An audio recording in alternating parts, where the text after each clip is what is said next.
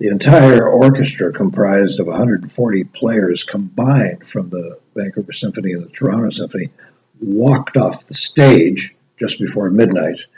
People were expecting them to stay and play on into the new year as the three tenors, Pavarotti, Domingo, and Carreras, sang their hearts out, but the tenors decided at the very last minute, no, they wanted to spend New Year's Eve with their own family, so they weren't going to come back, even though the event, which was on December 31st, has been described as come and spend 2 years with the three tenors. My job as MC was to entertain, so when the violas and trombones and all the other instrumentalists slipped away into the night, I looked forlorn and quipped something about abandonment issues. Fortunately, the audience thought that was very funny, and there were 50,000 people who laughed their heads off. Just as I was starting grade 1, my mother got into some kind of a row with my grandparents, and we left the home that I lived in for the first 6 years to a tiny apartment in someone's house on Langside Street in downtown Winnipeg. To make matters even more confusing for a young boy who'd known only one address his whole short life, my mother landed a job caring for infants at the Children's Aid Society, and wouldn't you know it, her assignment was an overnight shift, so she'd set up some dinner for me and take off, returning just as I was getting up and heading for this new, strange, foreign school. At night, I would sort and resort, arrange and rearrange obsessively my extensive comic book collection.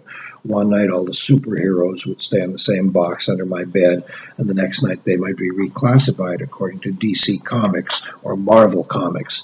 Archies and Jugheads had their own choice assignations. There was a great drugstore at the end of the block, right on the great expanse of Portage Avenue, one of the widest urban roads in North America. And I loved that place because you could sit at the counter and have a ham sandwich, which, of course, growing up in an Orthodox Jewish home was taboo and non-kosher, and a chocolate shake. And then I could buy a new Viewmaster reel for my collection of low-tech movies. I never knew my father. My mother was brilliant and distant and intellectual and funny, and away at night for almost half a year before this fight with her parents, my grandparents, got resolved, and we moved back to our rightful home on St. John's Avenue, where I stayed until I was 14. My grandparents were kind people. They were also brilliant and funny, and they were distant and formal, and they saw me as a kind of embarrassment because their daughter didn't have a husband.